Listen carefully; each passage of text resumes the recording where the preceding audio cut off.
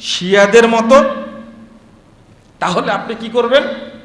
সম্মান জানাবেন না। 317 হিজরিতে, আস্তাগফিরুল্লাহ, নাউযুবিল্লাহ, এই ইতিহাস বলতেও খারাপ লাগে। ইমাম যাহাবী রাহিমাহুল্লাহ উল্লেখ করছেন 317 হিজরিতে আবু তাহের মোহাম্মদ ইবনে সুলাইমান আল জান্নাবি, এই খবিস, এই শয়তান, বাহরাইনের জাইদি শাসক, সে মক্কায় ঢুকে প্রথম যে কাজটা করেছে, সে উলঙ্গ হয়ে মাকামে ইব্রাহিমে দাঁড়িয়ে হাজরে আসওয়াদের উপরে পেশাব করেছে।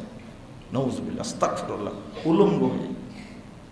যে ইরানি শিয়াদেরকে আপনারা ভালোবাসেন না, আমি তাদের কথা বলছি। এই শয়তান গিয়ে এরপরে হাতুড় দিয়ে বাড়ি দিয়ে পাথরটা বের করেছে, এটা ভেঙে ফেলেছে। খেয়াল করবেন, কাবা ঘরের যে হাজরে আসওয়াদ, এটা কিন্তু ভাঙ্গা টুকরা। এই শয়তান ভেঙে দিয়ে সেই দিনে কাবা ঘরের দরজা ভেঙে দিয়েছে। 9ই জিলহজ, যেদিন সব হাজি একসঙ্গে আরাফায় অবস্থান করে, এই ইবলিস 9ই জিলহজ 40,000 হাজিকে এক রাতে হত্যা করেছে। ইন্না লিল্লাহি ওয়া ইন্না ইলাইহি রাজিউন। তাহলে যদি আপনি কাবাকে আল্লাহর নিদর্শন মনে করতেন, তাহলে কাবার সাথে এরকম অন্যায় করা যেত? অন্যায় করা যেত না। আজকে আমরাও কিন্তু শিয়াদের মতো আমরা মক্কা মদিনাকে অপমান করছি। কিভাবে? আপনি নাকি সুন্নি মুসলিম দাবি করেন আর চাচ্ছেন খুব তাড়াতাড়ি যেন ইরান মক্কা মদিনাকে দখল করে এই হারামাইনকে যেন তারা নিয়ন্ত্রণে নেয়। বলেন নাউযুবিল্লাহ। আল্লাহ এদের উপরে গজব নাজিল করুক, আল্লাহ এদেরকে ধ্বংস করুক, যারা মক্কা মদিনা অপমান চায়। কি সুন্দর চাওয়া আপনার! ছি, এত জঘন্য! আপনার ইতিহাস জ্ঞান বলতে কিছু নাই। ইতিহাস যদি আপনাদের জানা থাকতো, এই ধরনের নোংরা কথা বলতে পারতেন আপনারা? যারা একদিনে মক্কায় ঢুকে 40,000 হাজিকে, আল্লাহর মেহমানকে হত্যা করে, তারা কি মুসলিম হতে পারে? আপনি এখনো বলছেন ইরান একটা মুসলিম রাষ্ট্র। আপনার অন্তর ধৌত করতে হবে তওবা করে জমজমের পানি দিয়ে, না হলে পবিত্র হবে না। আপনাকে বোঝা উচিত, ওমাই ইউআযজিম শাআইরাল্লাহ ফাইন্নাহা মিন তাকওয়াল কুলুব। যে আল্লাহর নিদর্শন সমূহকে সম্মান জানায়, ওই ব্যক্তি তাকওয়াশীল।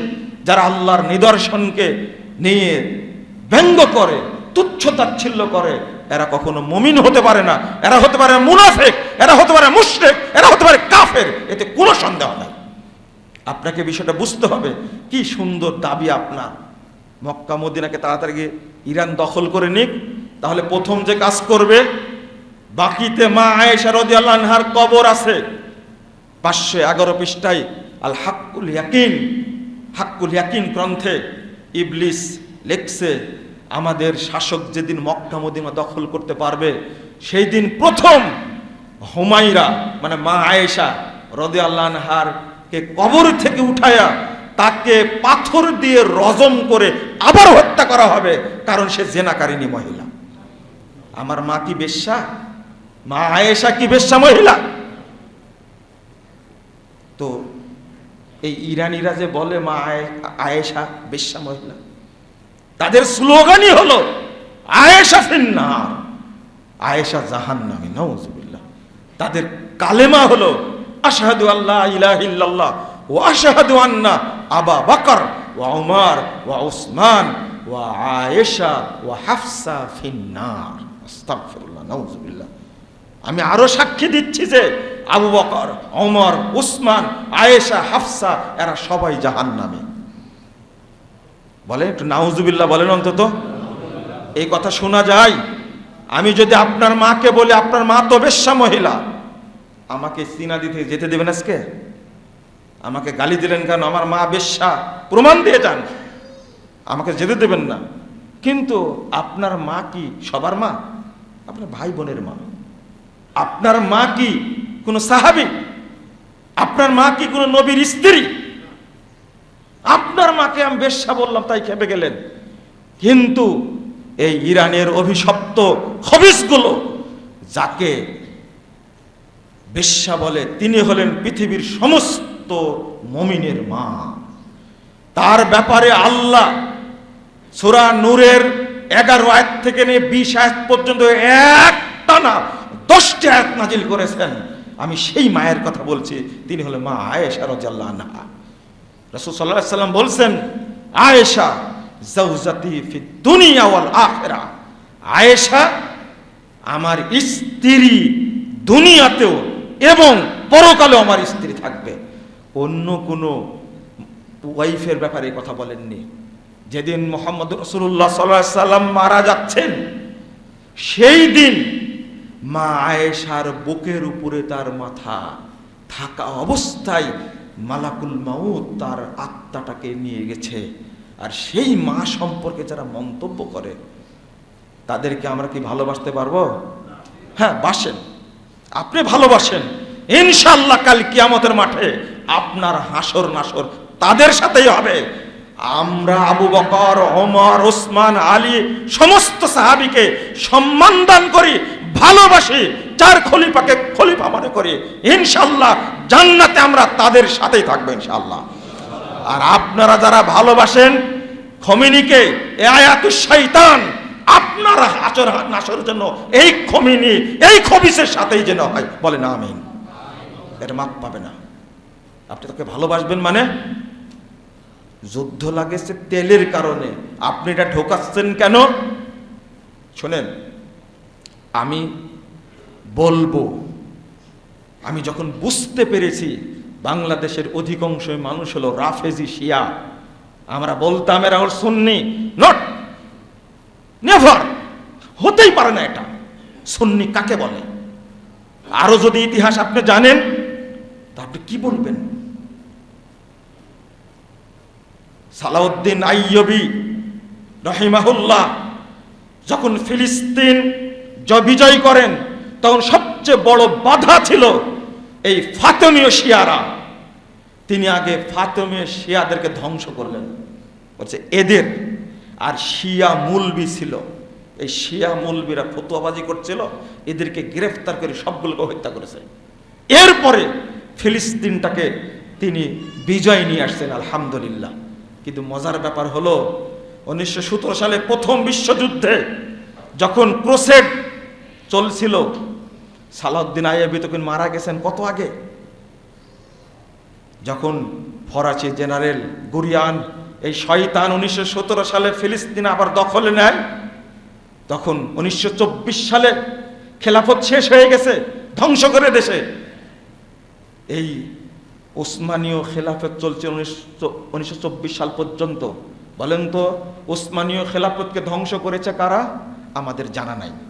আব্বাসীয় খেলাফত 850 বছরের প্রচলিত খেলাফতকে ধ্বংস করলো কারা? আমাদের ইতিহাস জানা নাই। কোরআন হাদিস বলতে গেলে ইতিহাস বলা যায় না, আর ইতিহাস সবাই বলে না। 1800 সেই খেয়াল করুন 750 হিজরিতে শুরু হয়েছে, 1258 হিজরিতে এসে খ্রিস্টাব্দে এসে আব্বাসীয় খেলাফত ধ্বংস করলো। কারা ধ্বংস করলো? এত বছরের খেলাফত চেঙ্গিস খানের ছেলে হালাকু খাকে ডেকে নিয়ে আসলো। সেটাকে এই রাফেজি মুন্তিরি ইবনুল আলকামি, এই শয়তান ডেকে নিয়ে আসলো এদেরকে। 29 জানুয়ারি থেকে নিয়ে 13 ফেব্রুয়ারি পর্যন্ত এই হালাকু খা রক্ত পিপাসু বাগদাদে অবস্থান করেছে। তার প্রথম 3 দিনে বাগদাদের ভিতরে 25 লক্ষ মানুষের মধ্যে 18 লক্ষ মানুষকে ও 3 দিনে হত্যা করে। সে অবস্থান করেছিল 13 ফেব্রুয়ারি পর্যন্ত। এই পুল এই দিনগুলোতে মোট প্রায় 38 থেকে 40 লক্ষ মানুষকে হত্যা করে। সর্বশেষ খলিফা মুহারিবকে হত্যা করে। লা হাওলা ওয়ালা কুওয়াতা ইল্লা বিল্লাহ। আমি আপনাকে কিভাবে বুঝালে আপনি বুঝবেন তাহলে ধ্বংস করলো উমাইয়া খেলাফতকে, ধ্বংস করলো শিয়ারা, আব্বাসীয় খেলাফতকে ধ্বংস করলো শিয়ারা, এবং উসমানীয় খেলাফত 1924 সাল পর্যন্ত ছিল তুরস্কে, সেটাও ধ্বংস করলো। ইতিহাসগুলো আপনারা জানবেন না? ও, ইরানে আমেরিকা বোমা মারছে। আমেরিকা মধ্যপ্রাচ্যে আসলো কি করে? কি করে আসলো মধ্যপ্রাচ্যে? আসলো কি করে? উত্তর কি আছে আপনার জানা? ও, যখন 1989 থেকে নিয়ে 79 থেকে নিয়ে 91 পর্যন্ত যখন আফগানিস্তানে পুতিন আর এক রক্ত পিপাসু, কারণ পুতিনের ওই যুগে হলো চেঙ্গিস খান, আর বর্তমান যুগে ছিল এই পুতিন, এই এক চেঙ্গিস খান, এই আর এক হালাকু খান। আফগানিস্তানে 25 লক্ষ মানুষকে হত্যা করেছে। আজকে ইরানের সাথে সবচেয়ে ভালো সম্পর্ক কার বলেন তো? কার বলেন? জোরে বলেন। পুতিনের না? রাশিয়ার সবচেয়ে ভালো সম্পর্ক না? রাশিয়া তো ইরানের দোলা ভাই। আপনি তো বুঝবেন না ঘটনা। 25 লক্ষ মানুষ হত্যা করেছে সোভিয়েত ইউনিয়নের সময়। আল্লাহ 17টি রাষ্ট্রে বিভক্ত করে ফেলেছে। আলহামদুলিল্লাহ, আল্লাহ যেন রাশিয়াকে বিভক্ত করে ফেলে, বলেন আমিন।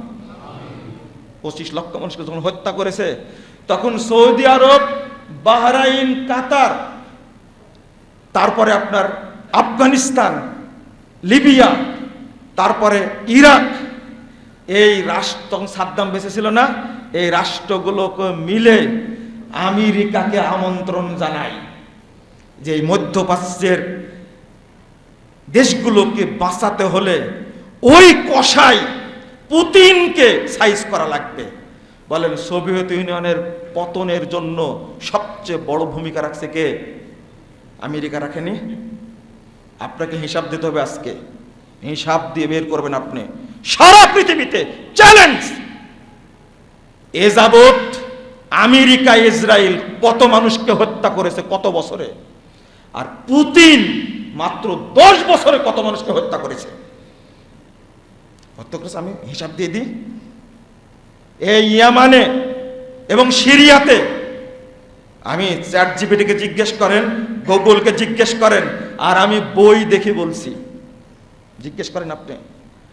সিরিয়াতে এই 2 খমিনি মিলে, এই 2 খমিনি মিলে 1000 নাই, 2000 নাই, 53 বছরে 40 লক্ষ মানুষকে হত্যা করেছে এই রাশিয়ার সহযোগিতায়। ইয়ামানে 20 লক্ষ মানুষকে হত্যা করেছে। দেখান বর্তমান ইরাকে যে শাসন ব্যবস্থা চলছে, ইরাক আর ইরান পাশাপাশি না? ইরান কয়টা বোমা মেরেছে ইরাকে? ইরানে আমেরিকার সৈন্য আছে না? কয়টা বোমা মেরেছে? কারণ ইরাকের বর্তমান শাসক হলো, বসাইতে হলো ইরান। এখানে বোমা হামলা করবে কেন? 10 লক্ষ মানুষ মেরেছে এই ইসরায়েলের সহযোগিতায় ইরান। এই তো কিছুদিন আগে আমি আপনাদের হিসাব দিয়ে দিলাম কার সহযোগিতায় মারছে এগুলো, সব রাশিয়ার সহযোগিতায়। এই জন্যই এই বাশার আল আসাদ, এই ইবলিসটা সিরিয়া থেকে পালাইছে কোন জায়গায়? বলেন, জোরে বলেন, কোথায় লুকিয়েছে? রাশিয়ায় যায়নি কেন? রাশিয়া থেকে আশ্রয় দিল। আর খোমেনি কত সুন্দরভাবে বক্তব্য দিচ্ছে, আমাদের সবচেয়ে সহযোগিতা করেছে রাশিয়া। কি করার জন্য? তুমি কি করেছো? কই একটাও সৈন্য মরেনি। চ্যালেঞ্জ আপনাকে বের করতে হবে, একটাও সৈন্য মরেনি। ইরানের কয়টা সৈন্য মরেছে আমাকে দেখাতে হবে যে ফিলিস্তিন আক্রমণ করতে গিয়ে ইরানের 10 জন সৈন্য মরেছে। দেখান তো দেখি, আপনি দেখাবেন? আপনি ইতিহাস জানেন, আমি ইতিহাস জানি, আপনাগুলো বুঝতে হবে। না বুঝে শিয়া হয়ে বসে থেকে আমি চাই না আল্লাহ আপনাকে জাহান্নামের মুখে ঠেলে দিক। আমি চাই বাংলাদেশের প্রতিটি মানুষ সালাফি আকীদা গ্রহণ করুক, সহিহ আকীদা গ্রহণ করুক, এবং সবাই যেন জান্নাতুল ফেরদাউসে যায়। আমি এই দোয়া করি আল্লাহর কাছে। আমি আপনার শত্রু হতে যাবো কেন? আমি এইগুলো বলার কারণে আমি শত্রু হয়ে গেলাম? মিডিয়া আমাকে উপস্থাপন করছে এমন ভাবে আমি হলাম জঙ্গি। আমি জঙ্গি। এখন কিছু দুষ্টু মিডিয়া আছে বাংলাদেশে, আমাকে জঙ্গি বানাইছে। ওদের কোনো ব্যাপারই না। গত সরকারের আমলে জেল খেটেছি, জঙ্গি বানায় জেল খাটাইছে আমাকে। সালাতের উপরে বক্তব্য দিয়েছি। যে ব্যক্তি সালাত আদায় করে না সে কি কাফের, সে মুরতাদ, সে মুরতাদ। মান বাদদালা দীনাহু ফাকতুলুহু, যে দিন চেঞ্জ করলো তাকে কি করো। উলামায়ে কেরাম বলছে হত্যাটা করবে কে? আরে বেকুব, আমরা বুঝাই সালাত না পড়লে তার শাস্তি এত কঠোর, অতএব সালাত পড়েন, সালাত বাদ দিবেন না। আমি কি বলেছি হত্যা করো? আপনি হত্যা করার কে? এটা কি মুসলিম রাষ্ট্র, ইসলামী রাষ্ট্র? এটা ইসলামী খেলাফত আছে? হত্যা কার্যকর কে করতে পারবে? ও রজমের বক্তব্য দেওয়া যাবে না? জেনায় দেশটা ভরে গেছে, আমি কি জেনার বিরুদ্ধে বক্তব্য দিতে পারবো না? ধর্ষণে দেশটা ভরে গেছে, আমি বলবো বিবাহিত নারী পুরুষ যদি জেনা করে তার শাস্তি কি? গলা পর্যন্ত পুরে পাথর মেরে হত্যা করতে হবে, এত বড় শাস্তি। যদি ইসলামী সরকার থাকে, ইসলামী রাষ্ট্র হয়, মুসলিম শাসক থাকে, তাহলে তা কি করবে? শাস্তি কার্যকর করবে। এখন কি ইসলামী সরকার আছে? এটা কি আমাদের ইসলামী রাষ্ট্র না? তা আমরা কি এই ভয়টাও দেখাতে পারবো না যে জেনার শাস্তি কিন্তু এত বড়, জেনা ছেড়ে দিন, বলতে পারবো না? ও কারণটা কি জানেন? এই শক্ত বক্তব্য দেওয়ার কারণে যারা নাস্তিক আছে, যারা মুরতাদ আছে, যারা আমেরিকার দালাল আছে, যারা ইন্ডিয়ার দালাল আছে, তাদের গায়ে আগুন ধরে গেছে। তারা সহ্য করতে পারছে না। এই দেশ তাহলে একদিন মৌলবাদের দেশ হয়ে যাবে, হবে ইনশাল্লাহ। এই দেশ একদিন, এই দেশ ইসলামী রাষ্ট্র হবে ইনশাল্লাহ। ও আরে ভাই, তারেক রহমান প্রধানমন্ত্রী, আমি দোয়া করেছি তার জন্য, শুধু এতটুকু দোয়া করেছি, আল্লাহ তুমি তাকে ওই কাজগুলো করাও যে কাজ তুমি পছন্দ করো, যে কাজে তুমি সন্তুষ্ট, তাকে দিয়ে তুমি সেই কাজগুলো করাও। বলেন আপনারা আমিন বলেন একটু, না বলবেন না? বলবেন না আপনারা আমিন, তাই না? এটা হলো ট্রেডিশন। আচ্ছা, এই কথাটা কি আপনাকে বলেছি? কাকে বলেছি? এই দোয়াটা তো জানেন না। আমি নাকি তারেক রহমানের জন্য দোয়াও করতে পারবো না। কত বড় জাহেল মিডিয়া, চিন্তা করতে পারতো? ওই কথাগুলো লেখেনি কেন? আমি একটা কথা বলেছি যে মিডিয়া কি জ্বালানি মন্ত্রী হিসাব দিচ্ছে আমরা 1,24,000 টন তেল মজুদ রেখেছি, আছে আমাদের কাছে, আর উদ্ধার করেছি 4,79,000 টন। সরকার চোর বড় না আমরা চোর বড়? বলেন তো দেখি, বুঝেন না মনে হয় না? সরকার যদি চোরই হবে তাহলে প্রায় 5 লক্ষ টন তেল উদ্ধার করলো কেন? আপনি কি বুঝেছেন ভাষাটা? ও এই কথাটা বলা যাবে না, মানে এই সত্যটা তুলে ধরা যাবে না? মানে এই যে ইসলাম বিরোধী, দেশ বিরোধী চক্র একটা মিডিয়া আছে, এই চক্র আমাকে বিতর্কিত করতে চেষ্টা করছে। মুজাফফর হলো জঙ্গি, আমার জেএমবি পরিচয় বহি আগের, আমি এটাকে পরোয়া করি না, আলহামদুলিল্লাহ পরোয়া করি না। আপনি কি করবেন? আমার আল্লাহর সিদ্ধান্ত ছাড়া কোনো সিদ্ধান্ত হয় না। আগে বুঝতে হবে, আমি আগেই বলেছি আমার বক্তব্য বুঝতে হলে 10 বছর সময় লাগবে। আপনি তো গণ্ডমূর্খ, আপনি জাহেল, আপনি ইসলামকে ঘৃণা করেন, আপনার ভিতরে আমার বক্তব্য ঢুকবে? অসম্ভব। আপনার অন্তরটা হলো ইবলিস শয়তানের আড্ডাখানা, ফ্যাক্টরি, ইন্ডাস্ট্রি, আমার বক্তব্য ঢুকবে কি করে? আগে তওবা করেন, সালাত আদায় করা শুরু করেন, ইসলামকে ভালোবাসা শুরু করবেন, দেখবেন আমার বক্তব্য বুঝবেন ইনশাআল্লাহ। সবগুলো নাস্তিক বসে আছে, দেশ বিরোধী চক্র এমন ভাবে কাজ করছে আমাকে যেন গ্রেফতার করে। আর কিছু ওই যে মৌলবি আছে না, বুঝেননি কথা, যে ফতোয়া দিয়েছে বেনামাজিকে হত্যা করতে হবে। এই বেকুব, হত্যা করতে আমি বলেছি হত্যার যোগ্য অপরাধী, এতে কোনো সন্দেহ নাই। এই হাদিস আপনি কোথায় রাখবেন? একজন বিবাহিত নারী পুরুষ জেনা করেছে, ইসলামী সরকার থাকলে, মুসলিম শাসক থাকলে তার শাস্তিটা কি হতো? ও বলছে যে সৌদি আরবেও তো নামাজ পড়ে না, তাকে হত্যার বিধান আছে, আপনি ফতোয়া দিচ্ছেন কেন? কত সুন্দর জাহেল লোক বলছে দিনের মধ্যে তো বাড়াবাড়ি নাই, কেউ যদি নামাজ না পড়ে তাকে কি জোর করে নামাজ পড়াবে? কি লা ইকরাহা ফিদ্দিন। আরে মুথুক মুফাসসির, তুমি জাহেল মানুষ, আরবি বুঝো না, দিন বুঝো না, নামাজ পড়ো না, তুমি লা ইকরাহা ফিদ্দিনের কি বুঝো? বুঝেননি কথা? আয়াত একটা, লাকুম দীনুকুম ওয়ালিয়া দিন, রাওয়াহুল বুখারী। বুঝেননি? এটা কোরআনের আয়াত, আর জাহেল বলছে কি? আরে আমার সামনে বলছে যে বুখারীর হাদিস জানেন না, লাকুম দীনুকুম ওয়ালিয়া দিন। এটা যে কোরআনের আয়াত, এই জাহেল সেটাও জানে না। আর জাহেলরা আলেমদের মুখের বক্তব্য নিয়ে অপব্যাখ্যা করে। জাহেলিয়াত বাংলাদেশ চলবে না ভবিষ্যতে ইনশাআল্লাহ। এদেশ মুসলিমরা বসবাস করে, মুসলিমরা আকীদা চেঞ্জ করবে। এদেশে যেমন মাজার পূজা চলবে না, কবর পূজা চলবে না, তেমনি বিদেশিদের বস্তাপতা সংস্কৃতি, কোনো মতবাদ দর্শনও এই দেশে চলবে না। এই দেশ একদিন তাওহীদের দেশ হবে ইনশাআল্লাহ, ইনশাআল্লাহ। আল্লাহর কাছে দোয়া করি, আল্লাহ তুমি আমাদের দেশটাকে তাওহীদের দেশ হিসাবে কবুল করে নাও। আল্লাহ তুমি এই দেশটাকে নিরাপদ দেশ হিসাবে কবুল করে নাও। আল্লাহ তোমার কাছে দোয়া করি, আল্লাহ তুমি এই দেশটাকে সন্ত্রাস মুক্ত, জঙ্গিবাদ মুক্ত, মাদক মুক্ত, দুর্নীতি মুক্ত দেশ হিসাবে কবুল করো, আমিন। কেন তোমরা দুর্নীতির বিরুদ্ধে লিখতে পারো না কেন? যারা দুর্নীতি করে তোমরাই তো, তাই না? এই জন্য লিখবা না, লিখবা না। গোটা দেশটা দুর্নীতিতে ভরে গেছে না? এটা দুর্নীতি একটা স্বর্গ রাজ্য পরিণত হয়েছে। এটা দুর্নীতির বিরুদ্ধে লেখো না কেন? লেখো দুর্নীতির বিরুদ্ধে, যে বাংলাদেশে কোনো দুর্নীতি থাকবে না। আল্লাহ তুমি এই দেশটাকে দুর্নীতি মুক্ত দেশ হিসেবে কবুল করো। আল্লাহ তুমি এই দেশটাকে নিরাপদ দেশ হিসেবে কবুল করো, আমিন। বন্ধুরা আমার, আমি কথাগুলো বললাম, ওই দিক হুট করে চলে গেছি। আর প্রেক্ষাপট এখন এইটা, আপনাদের কিছু ঠান্ডা মাথায় বুঝতেও হবে। সঠিক যেদিন বুঝতে পারবেন, সেদিন আক্ষেপ করবেন যে আসলে আমরা বুঝিনি, আসলে বুঝিনি। ইতিহাস থেকে শিক্ষা নিতে হবে। আল্লাহ রাব্বুল আলামিন যেন মুসলিম উম্মাকে হেফাজত করেন। দোয়া করবেন আল্লাহ যেন হারামাইনকে হেফাজত করেন।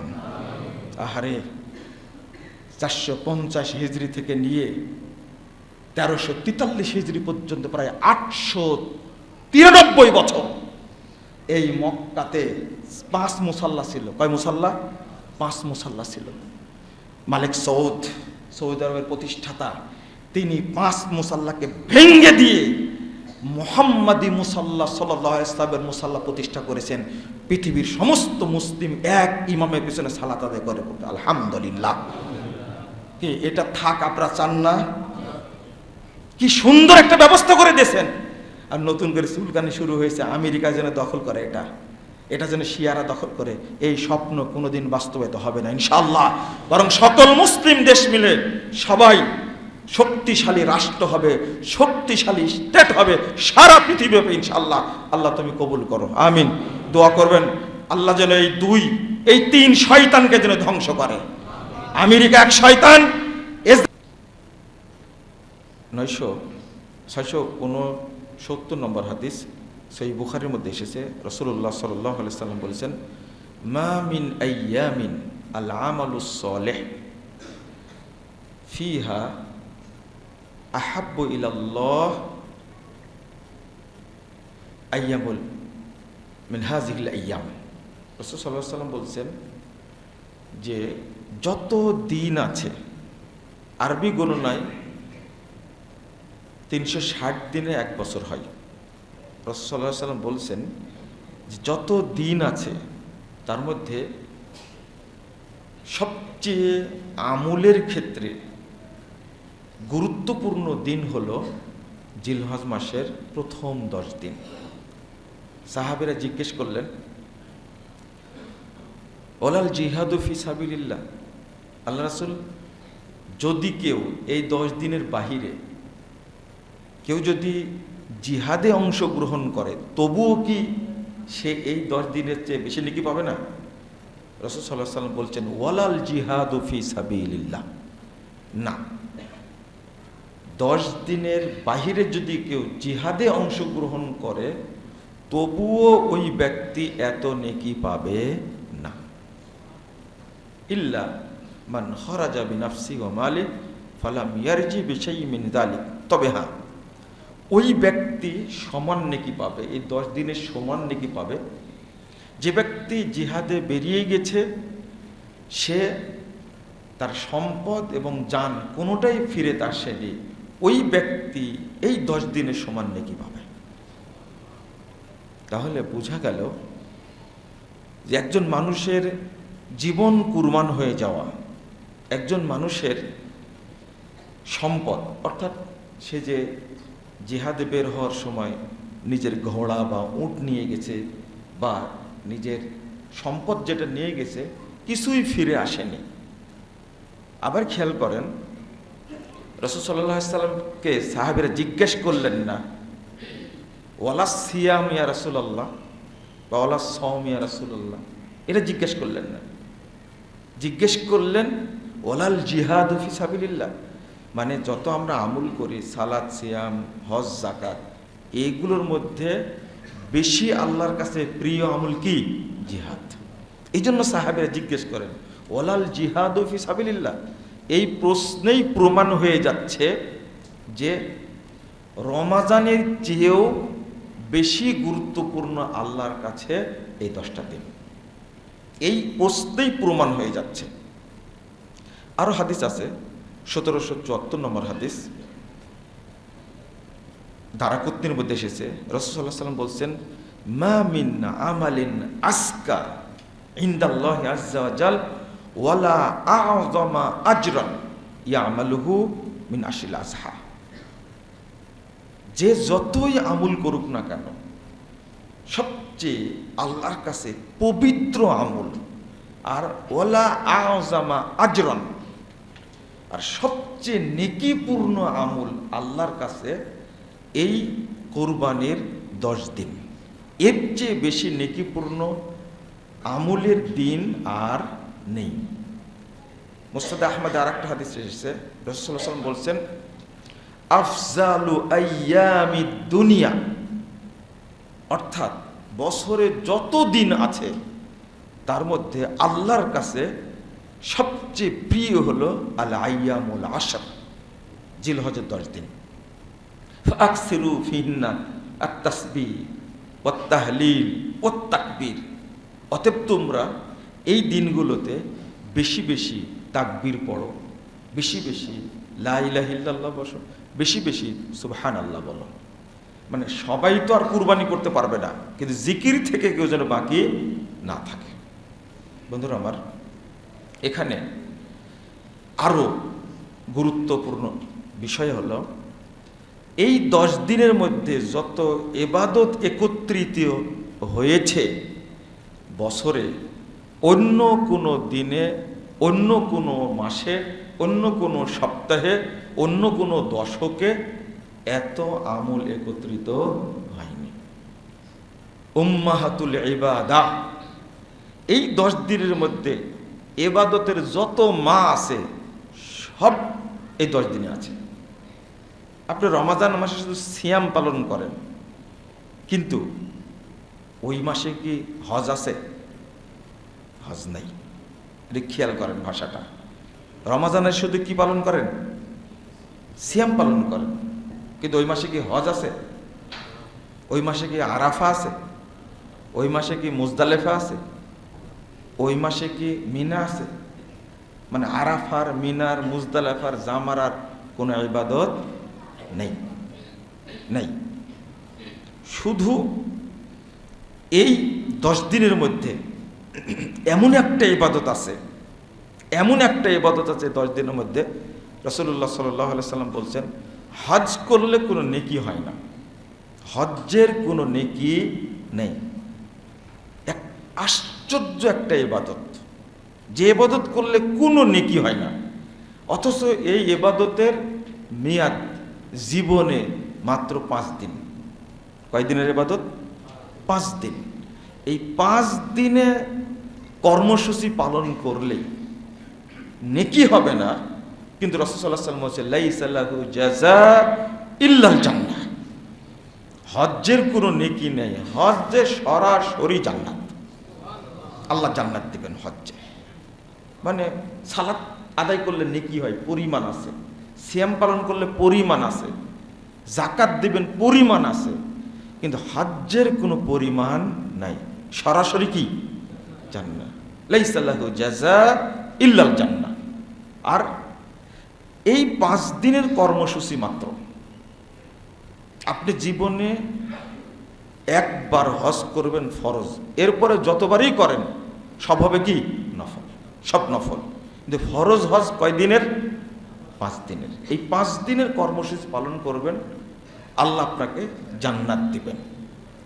কিন্তু সিয়ামটা যতদিন সুস্থ থাকবেন, বেঁচে থাকবেন, ততদিন রমজানের সিয়াম পালন করতে হবে, করতেই হবে। 2, সালাত, ওয়াবুদ রব্বাকা হাত্তা ইয়াতিয়াকাল ইয়াকিন। যতদিন বেঁচে থাকবেন, হুঁশ থাকাকালীন আপনাকে সালাত পড়তে হবে, আনলিমিটেড, এটার কোনো ছুটি নাই। আবার যাকাত, সম্পদ যতদিন আছে যাকাত দিতেই হবে। কিন্তু হজ্জের জন্য জীবনে মাত্র কয়দিন? 5 দিন, মাত্র 5 দিন। এর বাহিরে হজ্জের কোনো কষ্ট নাই। এই 5 দিনে জান্নাত, জীবনে 5 দিন ইবাদত করবেন, আল্লাহ আপনাকে জান্নাত দান করবেন। এইরকম কোনো সুযোগ অন্য কোনো ইবাদতে নেই। তাহলে এই হজটাও কয় দিনের মধ্যে আছে? এই 10 দিনের মধ্যে আছে, মাশাআল্লাহ। আরেকটা, এই 10 দিনে কি সালাত বন্ধ থাকে?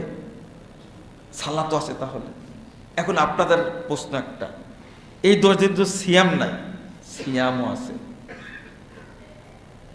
কানা ইয়াসুমু, কানা নবী সাল্লাল্লাহু আলাইহি ওয়াসাল্লাম ইয়াসুমু 9 মিন জিলহিজ্জা। আপনার 2417 নম্বর হাদিস নাসাইর মধ্যে এসেছে সহিহ সনদে, রাসূল সাল্লাল্লাহু আলাইহি ওয়াসাল্লাম আজীবন জিলহজ মাসের প্রথম 9 দিন সিয়াম রাখতেন নিয়মিত। আমরা রাখি না, জানি না, কিন্তু রাসূল সাল্লাল্লাহু আলাইহি ওয়াসাল্লাম রাখতেন। যত নফল সিয়াম আছে আমরা পালন করি, নফল সিয়ামের মধ্যে সবচেয়ে নেকিপূর্ণ সিয়াম কোনটা? কে বলতে পারেন? আরাফা। এই আরাফাটা এই 10 দিনের মধ্যে না, এই 10 দিনের মধ্যে রাসূল সাল্লাল্লাহু আলাইহি ওয়াসাল্লাম বলছেন যে ইয়াউমু আরাফা আহতাসিবু আলাল্লাহ আইয়ুকাফিরা সানাতাল্লাতী ক্বাবলা ওয়াস সানাতাল্লাতী বাদা। আমি আল্লাহর কাছে আশা করি সওমি ইয়াউমে আরাফা, আরাফার দিনের সিয়ামটা যদি কেউ রাখে তাহলে বিগত 1 বছরের, সামনে 1 বছরের সমস্ত পাপ আল্লাহ ক্ষমা করে দেবেন। এত নেকিপূর্ণ নফল সিয়াম আর নাই। মানে নফল সিয়াম নেকিপূর্ণ আর নাই আরাফার চেয়ে। এই সিয়ামটাও হাজির 10, এই 10 দিনের মধ্যে। তাহলে আমরা পেলাম এই 10 দিনের মধ্যে সিয়ামও পেলাম, এই 10 দিনের মধ্যে সবচেয়ে নেকিপূর্ণ নফল সিয়াম সেটাও পেলাম, এর মধ্যে হজও পেলাম, এর মধ্যে সিয়ামও পেলাম। এখন বলবেন যে যাকাত তো নাই। যাকাত কি আছে এর মধ্যে? যাকাত আছে। সেটা হলো ওমাই ইউআযযিম শাআইরাল্লাহ ফাইন্নাহা মিন তাকওয়াল কুলুব, 32 নম্বর আয়াত সূরা হজ্জ। এই 10 দিনের মধ্যে আপনি যে আমলটা করেন, এই আমলটাকে শুধু আপনি কুরবানি মনে করেন, শুধু একটা পশু মনে করেন, একটা ছাগল মনে করেন, এটাকে একটা গরু মনে করেন এটাকে, কিন্তু আল্লাহ রাব্বুল আলামিন এইটাকে বলছেন এটা আল্লাহর নিদর্শন, এটা আল্লাহর নিদর্শন। আর বলছেন মাইয়ুআযযিম শাআইরাল্লাহ, যে আল্লাহর নিদর্শন সমূহকে সম্মান জানায়, ফাইন্নাহা মিন তাকওয়াল কুলুব, ওই ব্যক্তি তাকওয়াশীল, এতে কোনো সন্দেহ নেই। আপনি বলেন তো দেখি, আপনি যে যাকাত দিচ্ছেন, আল্লাহর নবী কোথাও বলেছেন যে যাকাত দেওয়া প্রমাণ হলো সে ব্যক্তি তাকওয়াশীল? একটা হাদিস দেখান বা কোরআন আয়াত দেখান, যাকাত দিলে আপনার 2টা উপকার হবে। একটা হলো আপনার সম্পদ থেকে অকল্যাণ, যত খারাপি, ক্ষতি, শয়তান সব বেরিয়ে যাবে। আর 2 নম্বর, সম্পদকে আল্লাহ বৃদ্ধি করে দেবেন। কিন্তু কুরবানিকে আল্লাহ বলছেন ফাইন্নাহা মিন তাকওয়াল কুলুব, যে আল্লাহর জন্য কুরবানি করে, এই আল্লাহর নিদর্শনকে সম্মান জানায়, ওই ব্যক্তি অবশ্যই তাকওয়াশীল। আল্লাহ বলছেন লা ইয়ানাল্লাহু লুহুমুহা ওয়ালা দিমাউহা ওয়ালাকি ইয়ানালুহু তাকওয়া মিনকুম। দেখেন এই আয়াতটার অর্থ কি? আল্লাহ রাব্বুল আলামিনের কাছে ওই কুরবানির গোশত, কুরবানির রক্ত আল্লাহর কাছে পৌঁছে না, বরং পৌঁছে কি? তোমাদের তাকওয়া। ওয়ালাকি ইয়ানালুহু তাকওয়া মিনকুম, তোমাদের কার কতটুকু তাকওয়া সেইটা পৌঁছে। তাহলে সবচেয়ে বড় কুরবানি কার মধ্যে? এই 10 দিনের মধ্যে। অর্থাৎ সবচেয়ে বড় সাদাকা এই 10 দিনের মধ্যে। রাসূলুল্লাহ সাল্লাল্লাহু আলাইহি ওয়াসাল্লাম বলছেন, এই 10 দিনের মধ্যে, বলেন তো এই 10 দিনের মধ্যে কোন দিনটা বেশি উত্তম? এতক্ষণ তো বললাম 10 দিনের ফজিলত, তাই না? এখন আরো খাটো করে নিয়ে আসলাম, বুঝেন না মনে হয়, তাই না? 360 দিনের মধ্যে উত্তম দিন কোনটা? 10 দিন। কোন দিন? এই 10টা দিন। এই 10 দিনের মধ্যে উত্তম দিন কোনটা? সবাই বলবেন আরাফা, কিন্তু ভুল। সবাই বলবেন আরাফা, কিন্তু ভুল। রাসূলুল্লাহ সাল্লাল্লাহু আলাইহি সাল্লাম বলছেন আফজালু আইয়ামিদ দুনিয়া ইয়াউমুন নাহর ওয়া ইয়াউমুল কার। এই দেখেন আবু দাউদের হাদিস।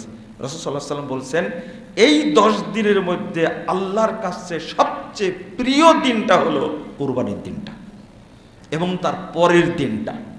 এবার নেন, কুরবানির দিনটা উত্তম কেন?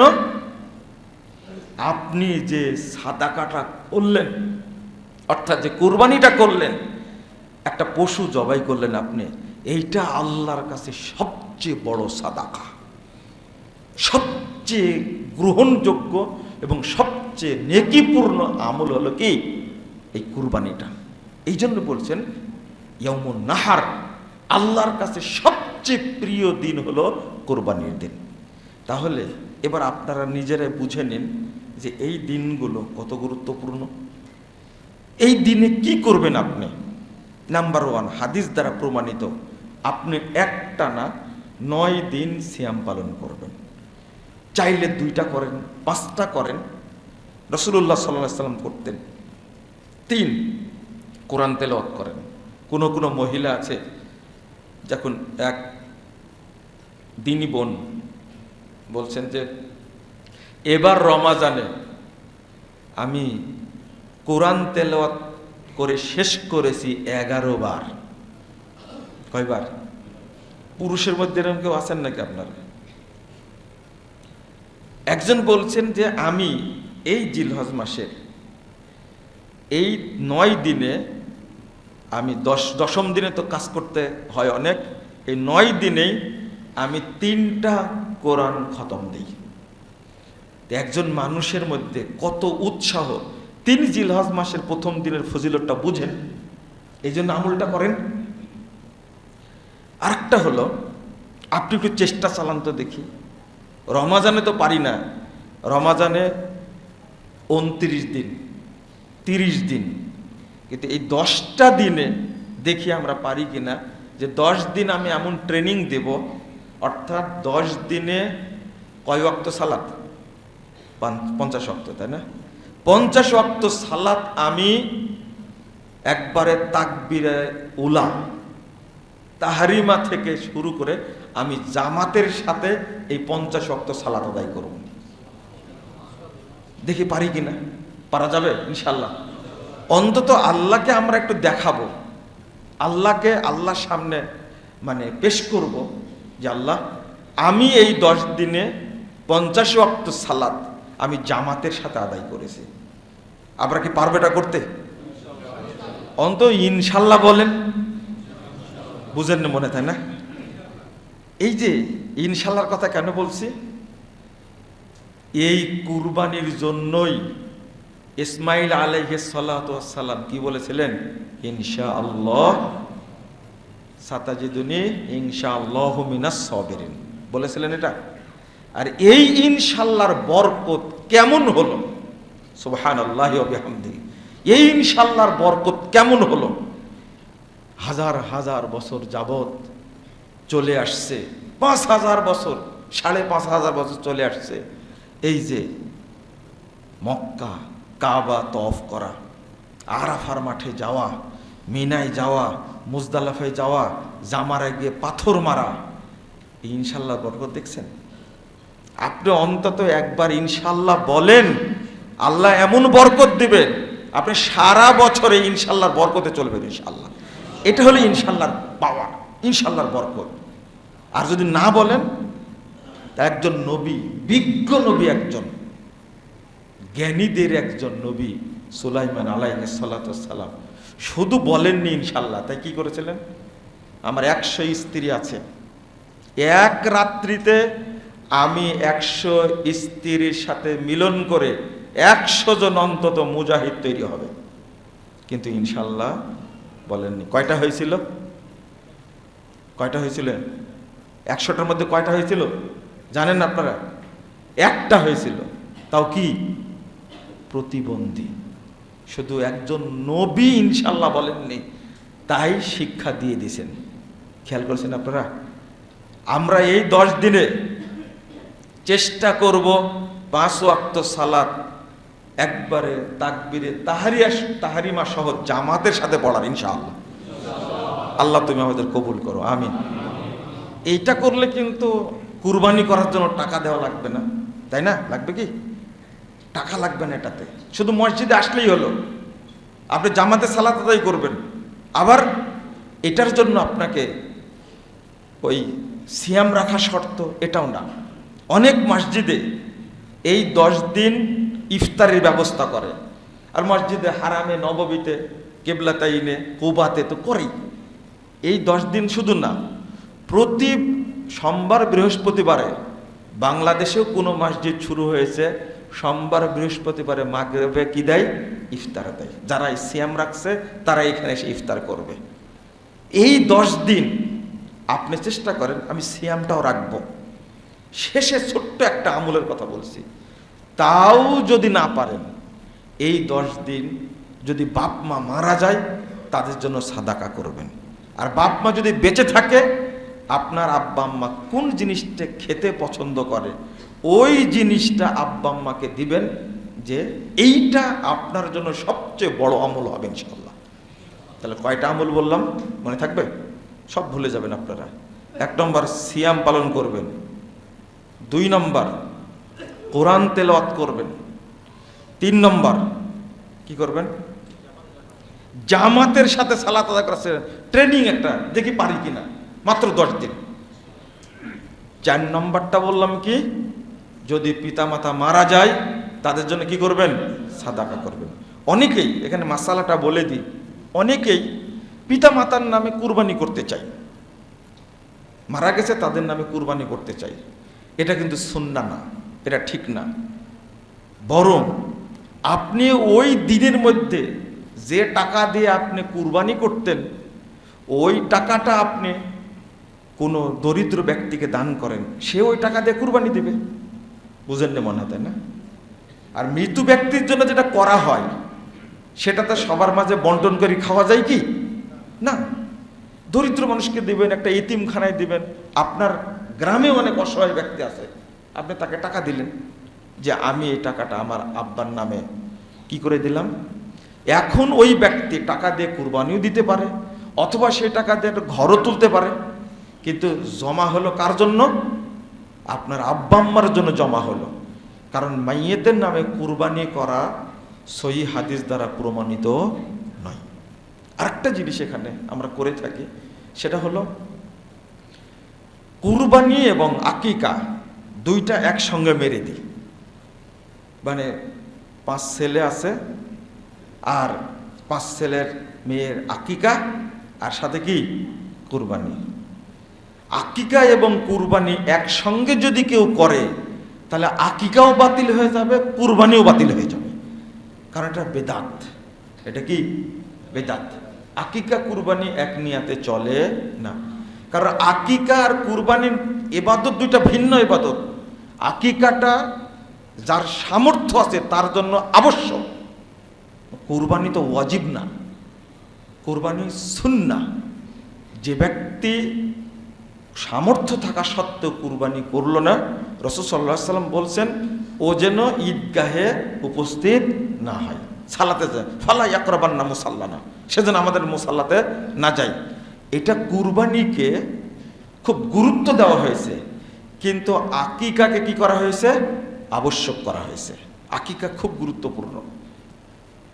তো দুইটা ইবাদতকে আপনি এক করলেন কেন?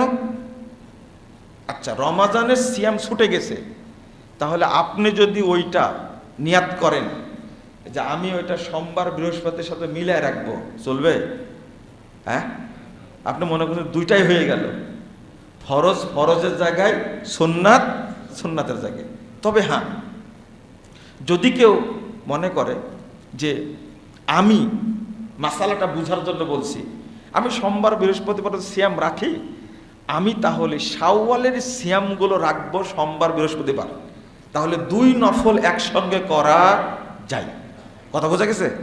দুই নফল একসঙ্গে করা যায়, কিন্তু ফরজ আর নফল কি একসঙ্গে মারা যায় না, এটা বুঝতে হবে। তো কুরবানি এবং আকিকায় দুইটা একসঙ্গে করার ইবাদত না। কুরবানি আলাদা করবেন, আকিকা আলাদা করবেন। এই মাসআলাটা কি বলে যে এই কুরবানি জিলহজ মাসের অনেক মাসালা, এই মাসালা সম্পর্কে অনেকেই আমরা জানি না। আমরা কুরবানি করব, যাদের সামর্থ্য আছে তারা কুরবানি করবে ইনশাল্লাহ। তবে এই কুরবানি যেন অবশ্যই মানুষকে দেখানোর জন্য না হয়। কার জন্য হবে? সবচেয়ে ভালো কুরবানিটা আপনি করবেন, তাহলে কি হবে? ওমাইয়ু আযিম শাআইরাল্লাহ, তাহলে প্রমাণ হলো আল্লাহর নিদর্শনকে আপনি সম্মান জানিয়েছেন, সবচেয়ে ভালো কুরবানিটি করেছেন। কাকে সন্তুষ্ট করার জন্য? আল্লাহকে সন্তুষ্ট করানোর জন্য।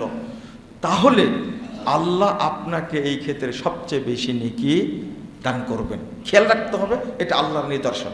আল্লাহর নিদর্শন কি? যেমন কাবা আল্লাহর নিদর্শন, আরাফার ময়দান আল্লাহর নিদর্শন, জমজম আল্লাহর নিদর্শন, মাকাম ইব্রাহিম আল্লাহর নিদর্শন, সাফা মারওয়া আল্লাহর নিদর্শন, মুজদালেফা আল্লাহর নিদর্শন, কোরআন আল্লাহর নিদর্শন। আমি কি বুঝাতে পারলাম? কোরআনটা আল্লাহর নিদর্শন। এখানে একটা ছোট্ট মাসালা হলো, আপনি কোরআনের আয়াত বা আজান দিয়ে মোবাইলের রিংটোন দিতে পারবেন না, এটা হারাম। এটা হারাম। মানুষ কল করেছে আর আজান বেজে উঠছে, তাহলে আপনি আজানটাকে, আল্লাহর নিদর্শনটাকে কি করলেন?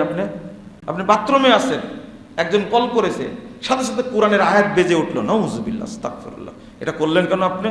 তাহলে আল্লাহর নিদর্শনকে আপনি সম্মান দিলেন না। একজন দেখছি রিংটোন দিয়ে রাখছে, আল্লাহুম্মা সাল্লি আলা মুহাম্মাদ ওয়া আলা আলি মুহাম্মাদ। আমি বললাম যে এটা কি, হঠাৎ করে বেজে উঠলো? বলছে ভাই এটা স্মরণ রাখার জন্য মোবাইলের রিংটোন দিয়ে রাখছে। আমি বললাম যে এত খেলো জিনিস, এটা আল্লাহর নিদর্শন, আপনার উচিত তাকে সম্মান জানানো। কথা কি বোঝা গেছে? প্রত্যেকটা আল্লাহর নিদর্শনকে সম্মান জানাতে হবে। আপনি কোনোটাকে অপমান করে, ফাইন্নাহা মিন তাকওয়াল কুলুব, যদি আপনি সম্মান জানান তাহলে আপনি বুঝলেন যে আল্লাহ আমার মধ্যে তাকওয়া রেখেছেন, আমি তাকওয়ার কারণে, আল্লাহ ভীতির কারণে আমি এইগুলোকে সম্মান জানালাম। আর যদি হন